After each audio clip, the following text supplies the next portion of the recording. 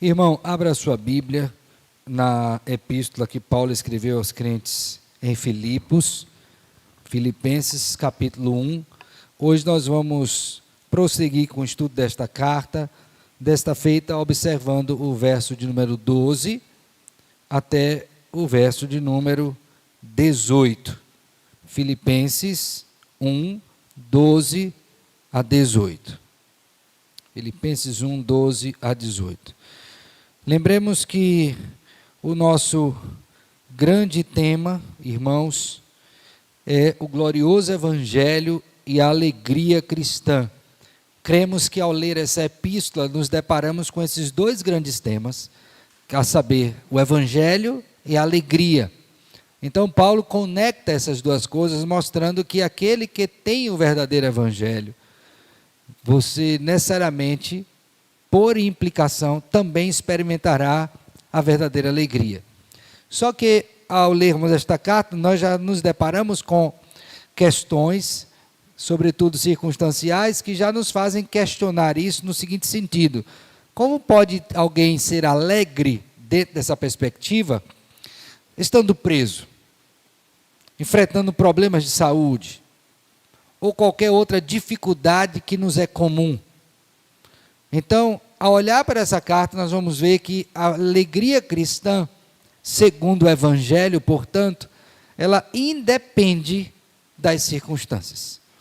Nesta porção de hoje, o apóstolo Paulo vai fazer uso, pela segunda vez, na verdade, segunda e terceira vez, desta expressão de gozo que ele encontra em Jesus Cristo, desta alegria que ele pode usufruir, e certamente todos os crentes, mesmo diante de adversidades. E nós vamos analisar isto nesta noite.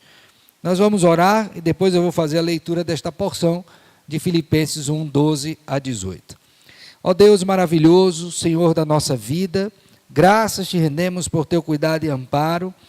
Também isso expresso na medida em que nos deu a tua palavra, traduzida em nosso próprio idioma, para que possamos ler e aprender do Senhor, sermos transformados, ó Deus, à semelhança do Senhor Jesus, o nosso Redentor.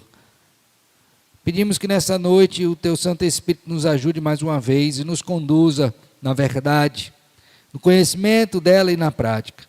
Peço ainda que o Senhor tome em tuas mãos, Senhor, e me conduza na explicação e aplicação, implementando a vida de cada irmão aqui de maneira fiel, como o Senhor requer dos teus dispenseiros. Que o teu nome seja glorificado, que mais e mais possamos amar ao Senhor e nos dedicar ao serviço do teu reino. Assim te bendizemos em Cristo, com gratidão e perdão dos nossos pecados. Amém. Amém. Assim diz a palavra do Senhor. Quero ainda, irmãos, cientificar-vos de que as coisas que me aconteceram têm antes contribuído para o progresso do Evangelho. De maneira que as minhas cadeias em Cristo se tornaram conhecidas de toda a guarda pretoriana e de todos os demais. E a maioria dos irmãos, estimulados no Senhor por minhas algemas, ousam falar com mais desassombro a palavra de Deus. Alguns efetivamente proclamam a Cristo por inveja e porfia. Outros, porém, o fazem de boa vontade. E estes por amor, sabendo que estou incumbido da defesa do Evangelho. Aqueles, contudo, pregam a Cristo por discórdia, insinceramente, julgando suscitar tribulação às minhas cadeias. Todavia, quem importa? Uma vez que Cristo, de qualquer modo, está sendo pregado, quer por pretexto, quer por verdade, também com isto me regozijo, sim, sempre me regozijarei. Amém. Amém. Hoje eu quero falar com os irmãos sobre o seguinte subtema desta carta: a alegria cristã diante da providência de Deus, quando as minhas aflições contribuem para o progresso do Evangelho. Meus irmãos, quando nós lemos o texto de Tiago, eu queria que você abrisse aí, por favor, nós somos informados acerca de uma postura que, como crentes, nós devemos evitar no que diz respeito ao planejamento da nossa vida. A epístola de Tiago vai nos dizer que quando alguém faz um projeto, ele deve evitar a arrogância de dizer que vai para tal local e fará deste jeito, daquele outro jeito, e tudo acontecerá como ele planejou. Não é bem assim que Deus nos ensina. Veja comigo, portanto, Tiago capítulo 4, verso 13, diz assim: atendei agora vós que dizeis, hoje ou amanhã iremos para a cidade tal, e lá passaremos um ano, e negociaremos, e teremos lucros. Essa é a fala do homem. Vós não sabeis o que sucederá amanhã. Que é a vossa vida? Sois apenas como neblina que aparece por instante e logo se dissipa. Em vez disso, devias dizer: se o Senhor quiser, não só viveremos, como também faremos isto ou aquilo. Agora, entretanto, vos jactais das vossas arrogantes pretensões. Toda jactância semelhante a essa é maligna. Portanto, aquele que sabe que deve fazer o bem e não faz, nisso está pecando. Então, o que Tiago está dizendo aqui, de maneira muito simples, é o seguinte: ainda que eu deva planejar a minha vida, eu devo conceber o fato de que a palavra final não é minha, mas do Deus que não somente nos criou, mas que controla todas as coisas. O triste é saber, irmãos, que muitas vezes, cientes destas coisas, nós muitas vezes observamos que a nossa postura em face dos infortúnios não é boa. Então, imagine que você planejou uma viagem, tá? Tudo planejadinho, diária, arrumou mala, comprou roupa, né? Fez o seu roteiro lá, que hotel que você vai, que comida você vai comer, qual restaurante, quem você vai ver. E aí, na iminência da viagem, o seu carro quebra. E vai tudo por água abaixo, porque você não tem outro carro, você não tem outro meio para ir, e todo aquele seu planejamento furou. Não tem mais como realizar. Por mais que você tente, porque você não tem um veículo, porque está muito próximo para prover o outro meio. Naturalmente, nós nos deparamos com isto e ficamos entristecidos. E questionamos: meu Deus, por que isso? Tudo planejado, tanto tempo. E a gente começa a murmurar muito, reclamar demais, e aquilo se torna um grande problema para nós. Eu não estou dizendo que se deparar com essa situação é algo bom, mas como crentes nós precisaríamos ter uma perspectiva diferente das nossas vidas no que diz respeito a esses infortúnios, porque bem sabemos quem é o nosso Deus, que Ele é o Deus providente, e como tal, Ele controla todas as coisas para a sua própria glória e para o nosso bem, mesmo que no momento inicial não entendamos. Nesta ocasião aqui, desta epístola, irmãos, que nós acabamos de ler, a porção de Filipenses 1, 12 a 18, o apóstolo Paulo está mostrando exatamente isso. Ele está olhando para aquele que talvez tenha sido um dos momentos de maior adversidade da sua vida. Ele está preso, ele está teoricamente impossibilitado de cumprir o seu ministério apostolar, de andar pelas regiões pregando o evangelho. Certamente ele está sofrendo também fisicamente, visto que a prisão não era algo bom, mas mesmo diante de tamanho sofrimento, ele quer trazer um ensinamento para aquela igreja, que certamente era algo pessoal seu, no sentido de que ele tinha aprendido isso, mas que também a igreja em Filipos deveria aprender. Quero que os irmãos também lembrem que quando essa igreja foi formada, segundo Atos capítulo 16, o apóstolo Paulo já tinha se deparado com essa situação de direção de Deus para a realização de algo. Lembre que logo no primeiro encontro que tivemos sobre esta epístola, a partir de Atos 16, eu mostrei para os irmãos que não era intento do apóstolo Paulo ir à Macedônia. E ele tentou por 2 vezes pregar o evangelho em outra região, e ele foi impedido pelo Espírito do Senhor de pregar o evangelho naquelas regiões. Recebeu uma visão de um varão macedônio que passava e dizia para ele o quê?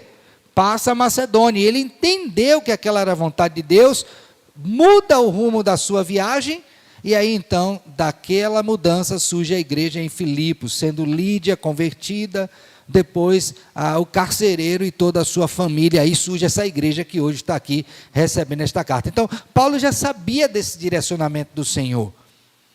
Assim, estando na prisão, ele escreve para esses irmãos para que eles entendessem que mesmo as circunstâncias difíceis, elas devem ser vistas com os olhos de Deus.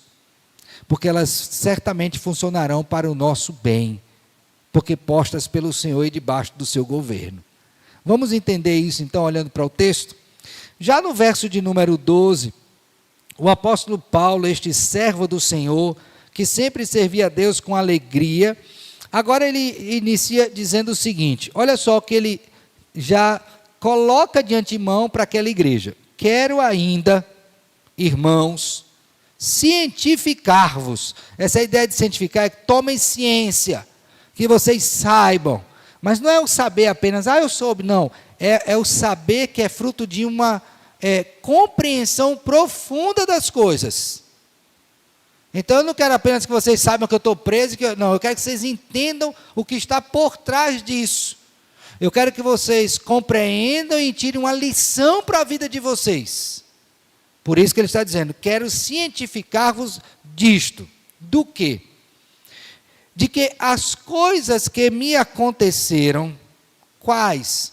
A prisão, o sofrimento, as dificuldades físicas, a fome, o frio, a vergonha, ok? Estas coisas todas têm antes, olha só, contribuído para o progresso do Evangelho. Olha, quando o apóstolo Paulo diz isso aqui, ele está mostrando o seguinte, que teoricamente, na mente dos inimigos do Evangelho, uma forma de barrar o progresso do Evangelho seria como? Prende o pregador. Prende o pregador e aí não vai ter nenhum tipo de progresso. Então, se eu prendo a pessoa, eu estou impedindo, teoricamente, o progresso do Evangelho. Só que Paulo está dizendo, não, irmãos, eu quero cientificar vocês de uma coisa, que as coisas que me têm acontecido, e particularmente a prisão, elas não têm impedido o progresso do Evangelho. Elas estão o quê? Contribuindo. Aí você pensa, meu Deus, como é isso? Como é que ela está contribuindo? Porque o pregador está preso. Ele não tem como viajar. Como é que o Evangelho está crescendo? E aí você tem, à luz do texto, 3 formas aqui deste progresso do Evangelho. A primeira delas é que preso, Paulo pregava preso. Então não deveriam só prender, tinham que talvez arrancar a língua, amordaçar, porque ele preso estava pregando. Como é que a gente vê isso? Veja comigo o verso de número 13. De maneira que as minhas cadeias em Cristo se tornaram conhecidas de toda a guarda pretoriana e de todos os demais. As minhas cadeias em Cristo. Lembra que no início da carta ele diz que ele é escravo de Cristo? Então, lá na prisão, as cadeias em Cristo, de Paulo está sendo conhecido de que forma? Ele pregando o Evangelho dentro da prisão. Então, o Evangelho não está preso. Está pregando. E essa me pareceu uma postura do apóstolo Paulo permanente.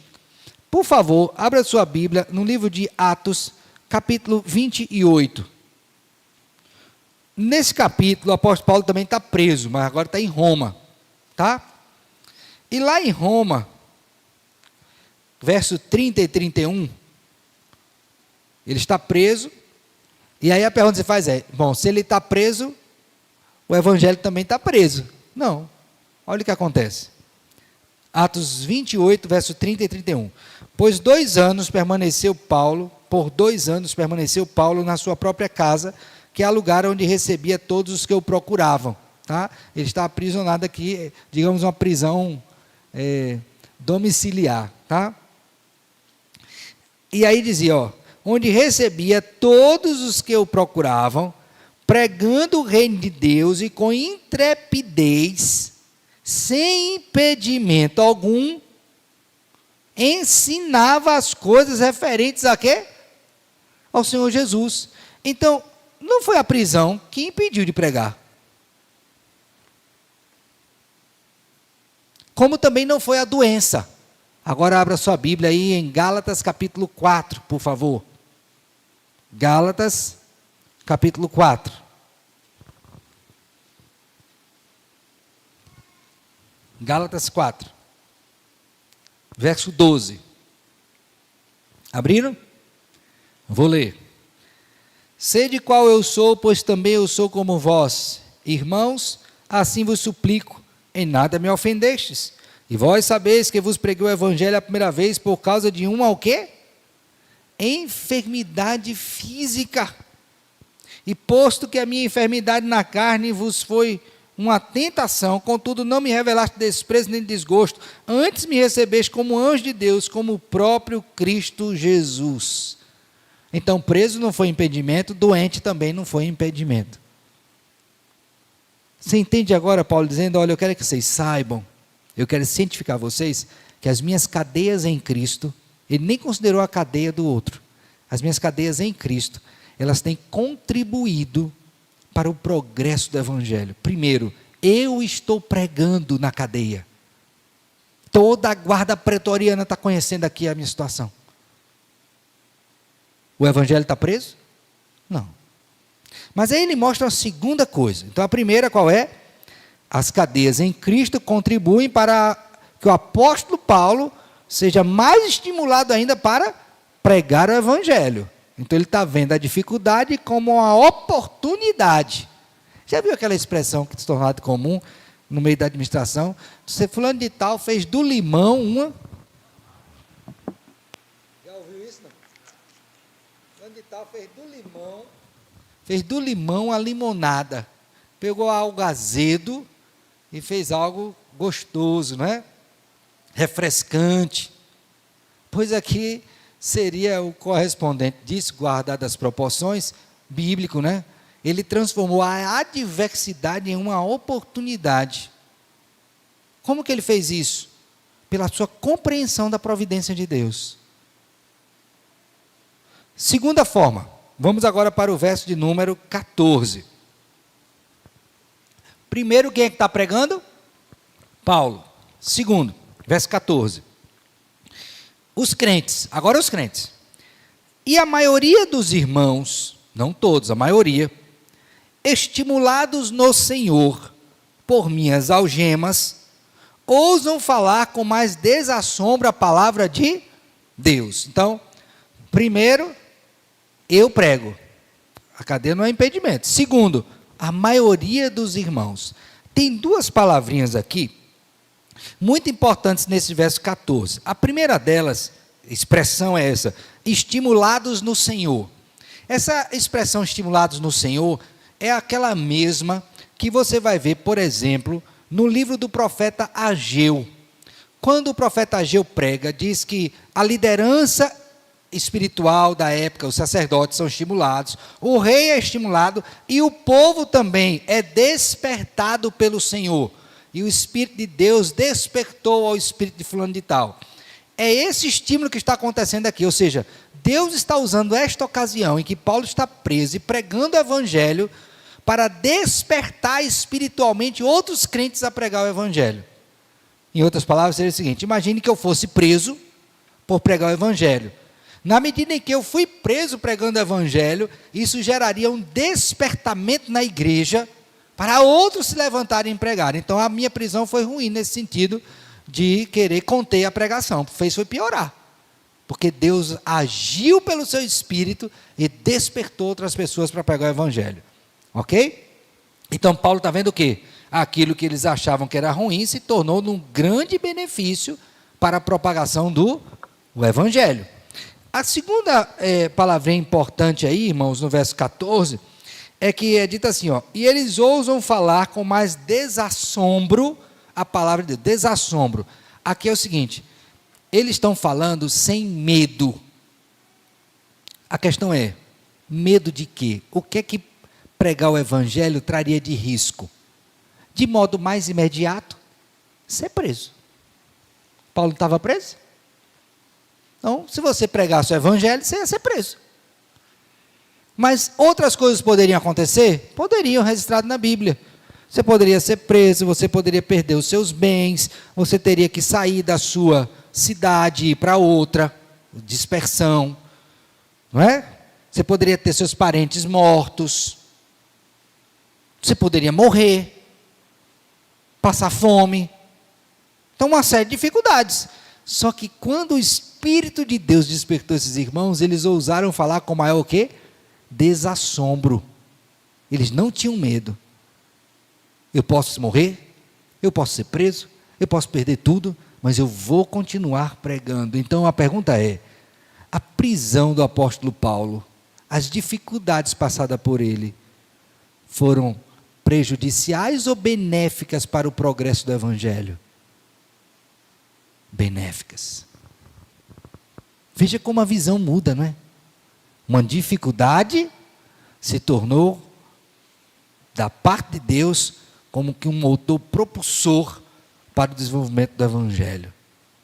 Mas aí não é só os crentes que pregam, não. Olha só agora quem mais também está pregando. Verso 15. Aí ele diz, olha, alguns, efetivamente, proclamam a Cristo por inveja e porfia. Outros, porém, o fazem de boa o quê? Vontade. Estes por amor, sabendo que estou incumbido da defesa do Evangelho. Aqueles, contudo, pregam a Cristo por discórdia, insinceramente, julgando suscitar tribulação às minhas cadeias. Todavia, que importa? Uma vez que Cristo, de qualquer modo, esteja sendo pregado, quer por pretexto, quer por verdade, também com isto me regozijo, sim, sempre o quê? Me regozijarei. Aí agora você tem um terceiro grupo de pessoas que pregam. Só que na revelação desse terceiro grupo, o apóstolo Paulo está mostrando que essa dificuldade foi usada por Deus também para revelar motivos do coração. Para saber de fato quem é quem. Como é que a gente entende isso no texto? Vamos analisar aqui, verso 15. Ele diz que alguns proclamam a Cristo por inveja e porfia. Está vendo aí? Outros, porém, o fazem de boa vontade. Então Paulo disse, olha, na medida em que o Evangelho está sendo pregado, tem dois grupos de pessoas aí que estão pregando. Os invejosos e os de boa vontade. Ok? Então, ele está revelando o quê? Motivos do coração. Aí ele prossegue na classificação. Ele diz assim, estes, o de boa vontade, fazem por amor, sabendo que estou incumbido da defesa do Evangelho. Então, irmãos, olha, tem crentes aí, irmãos na igreja, que estão pregando por amor.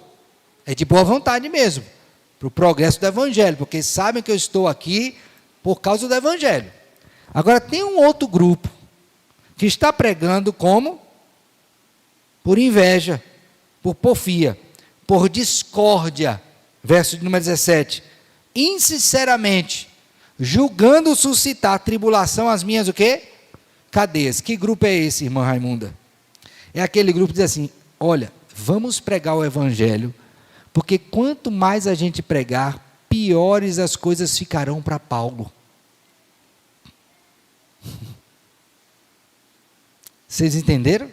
Ó, um grupo está dizendo, vamos pregar para o Evangelho progredir. Bom motivo. O outro vai dizer, vamos pregar para a situação de Paulo piorar.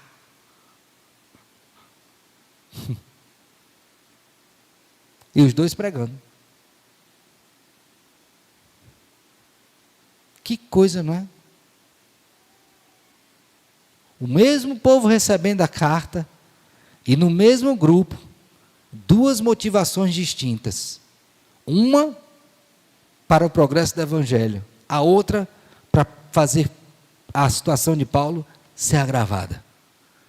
Agora pensa bem, o que é que Paulo diz em face disso? Ah, estou muito chateado com esse grupo. Não, olha a resposta dele, verso 18.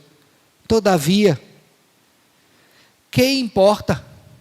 Paulo não está dizendo que esses que estão pregando insinceramente não terão juízo da parte de Deus, não. Ele está com um alvo maior do que a motivação errada deles. Qual é o alvo maior?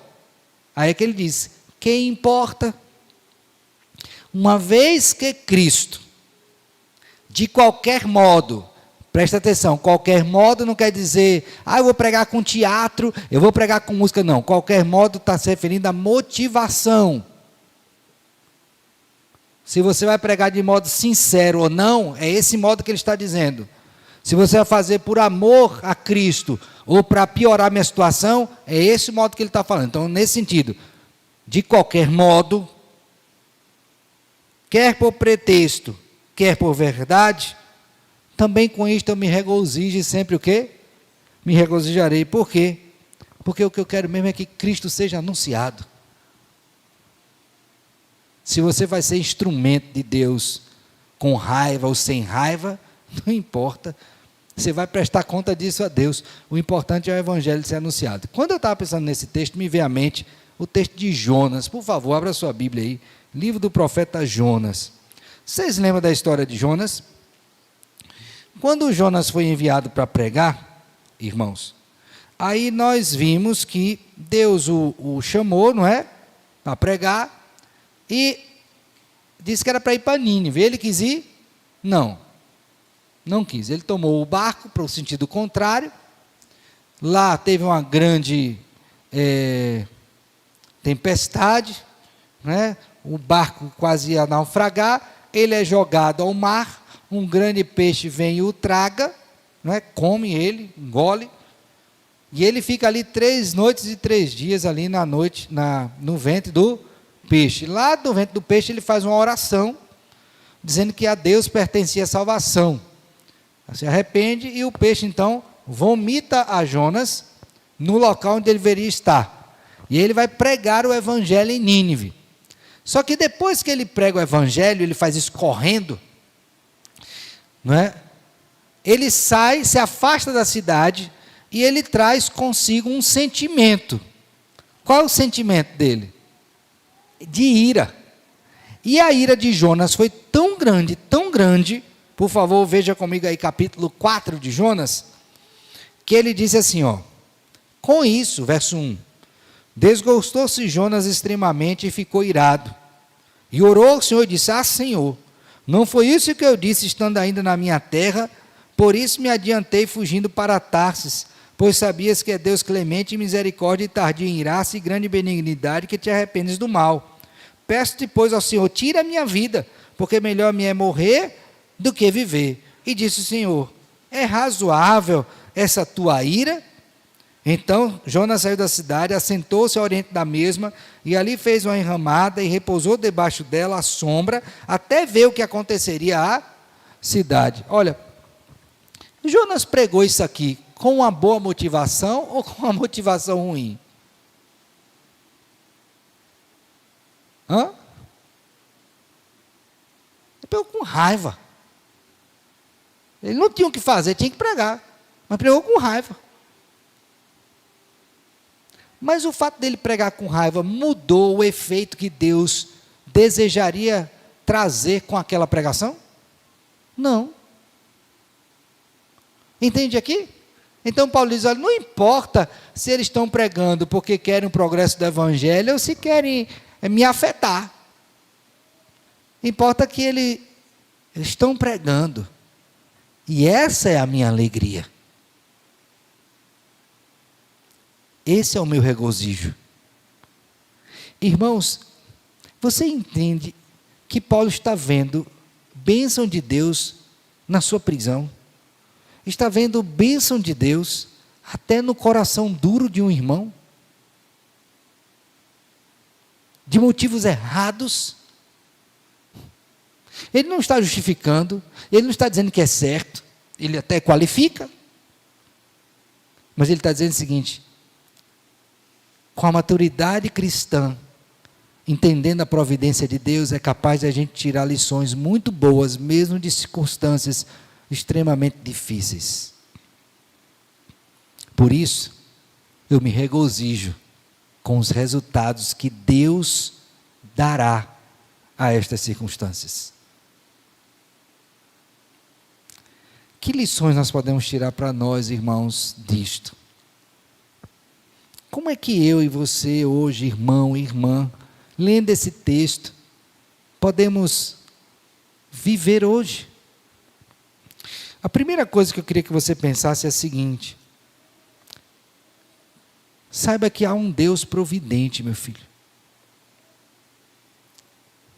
E por mais que a situação seja terrível, Deus não perdeu o controle das coisas. Isso parece até um clichê, não é? Deus é soberano, Deus está no controle. Pois é, mas às vezes a nossa postura parece demonstrar que a gente não crê que Ele está no controle, mesmo quando coisas ruins acontecem. Então, a semelhança do que Paulo disse àqueles crentes, quero cientificar-vos de que as coisas que me têm acontecido têm contribuído para o progresso do Evangelho. Então não fica preocupado, não. O que importa é Cristo ser anunciado. Então, quando a gente tem essa percepção, muda a nossa postura no presente. E aí você vai começar a ver brotar no seu coração alegria, mesmo em meio às aflições. Uma paz, uma compreensão diferente, que não é fruto de loucura, mas de compreensão de quem Deus é e da sua ação providencial. Então, talvez você tenha entrado aqui hoje, né, com muitas tragédias aí para contabilizar, não é? Perdeu o emprego, uma conversa difícil, uma situação no lar, que você vai precisar resolver, mas lembra bem, Senhor, o que o Senhor quer me mostrar aqui? O que eu não posso perder de vista? A confiança em Ti, a certeza de que isso redundará para o nosso bem. Essas coisas você não pode perder de vista, meu filho, senão sua vida vai ser um verdadeiro desespero. Não faça isso. Paulo queria que aqueles irmãos entendessem que até mesmo nas coisas ruins, Deus estava no controle e conduzindo tudo para a glória do seu nome e o bem da igreja. A segunda coisa que eu queria que você pensasse ao olhar para esse texto é a seguinte: qual foi a maior alegria que Paulo teve quando viu toda essa aflição dele e gente pregando de modo errado, não é? Outros de modo certo. Fala, o que ele tinha no final? Ele disse, olha, o que me importa no final é saber que Jesus está sendo pregado. Quer por mim, quer por aquele irmão de coração sincero na igreja, quer por aquele outro de coração insincero, não importa. A minha alegria é saber que Jesus está sendo pregado. Irmão, qual é a sua grande alegria? Qual é a fonte do seu regozijo? Tirar na loto? Não tem nem mais loto, né? Mega Sena. Não, é esse aqui o meu objetivo. Olha, a alegria do apóstolo Paulo, que considerou tudo como perda, refúgio, por causa de Cristo, é saber que Jesus está sendo pregado. Essa é a questão. Isso quer dizer, sabe o que, irmãos? Uma vida centrada em Jesus. Tem uma coisa que tem me preocupado muito nos últimos dias, e eu tenho refletido sobre isso, situações até que a gente tem passado aqui, conselho, né? Lógico, Deus nos dá boa doutrina, a gente tem que estudar a boa doutrina, mas eu tenho preocupação muito grande com pessoas que dizem que estão apaixonadas pela doutrina reformada. E eu comentei até isso no conselho, não foi? Eu digo, ótimo, é uma doutrina muito sólida mesmo, é a que nós cremos, é bíblica. Mas, irmãos, eu queria ver esse zelo todo por Jesus, viu? Que nos dá a boa doutrina, que temos que aprender.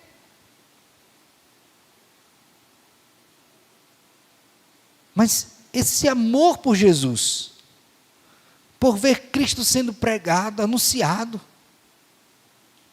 viver em Jesus, viver por Jesus,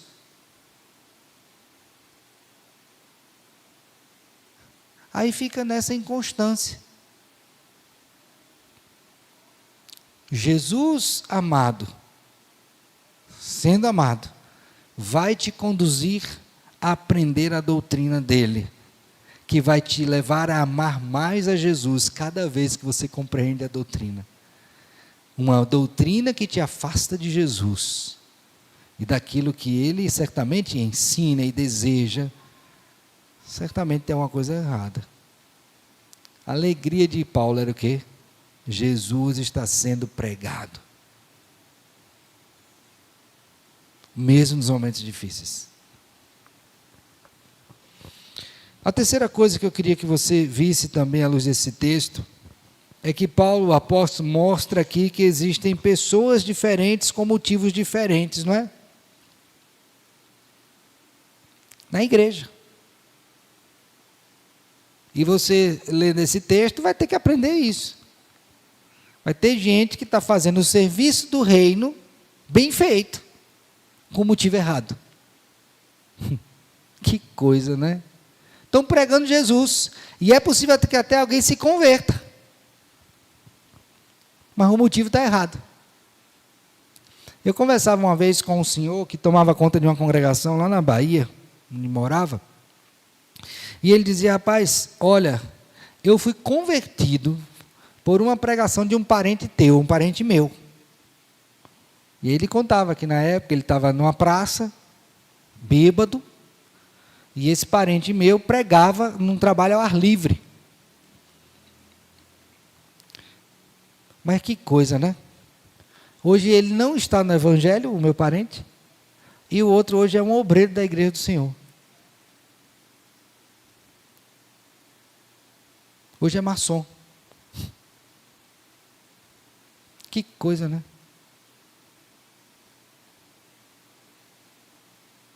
Aí eu fico pensando, meu Deus, livra-nos, não só das ações erradas, mas dos motivos errados. Porque tão sério quanto ações erradas, são motivos errados. Porque é possível que você queira fazer a coisa certa com o motivo errado. No final, Deus vai levar ao que Ele deseja, mas você responderá pelos seus motivos errados. Então peça a Deus: Senhor, me ajude a fazer a coisa certa com os motivos certos. Aí casou direitinho. Ah, pastor, mas eu vou fazer com o motivo certo a coisa errada. Não. Aí eu vou fazer a coisa certa com o motivo errado. Não, também não. Tem que casar. Tem que ser o quê? O motivo certo e as coisas certas. Esse é o padrão. E Paulo disse aqui, descreveu claramente isso, não foi? Ele disse: olha, alguns pregam por amor. Motivo, né? Outros pregam por inveja, por porfia, por discórdia. Não, então faça a coisa certa com o motivo certo. Aprenda isso. E a última coisa que eu queria para a gente considerar nessa noite, como uma aplicação a esse texto, é a seguinte: lembre bem, todas as vezes que você contemplar a providência de Deus em meio às suas aflições, você sempre verá que as suas aflições, como crente, elas vão contribuir para o progresso de quê? Do Evangelho. Então, seja a sua aflição um carro que quebrou, uma doença que você teve, outra situação qualquer, que seja essa uma oportunidade de você dizer: Senhor, me mostra aqui como o Senhor deseja que eu pregue o Evangelho, que eu fale, que testemunhe de Cristo aqui. E certamente a sua vida terá um contorno diferente, e será um contorno de alegria, por saber que mesmo quando coisas ruins acontecem, Deus converge para a glória do seu nome e para o progresso do seu reino. Que Ele, pois, nos abençoe e nos guarde. Amém.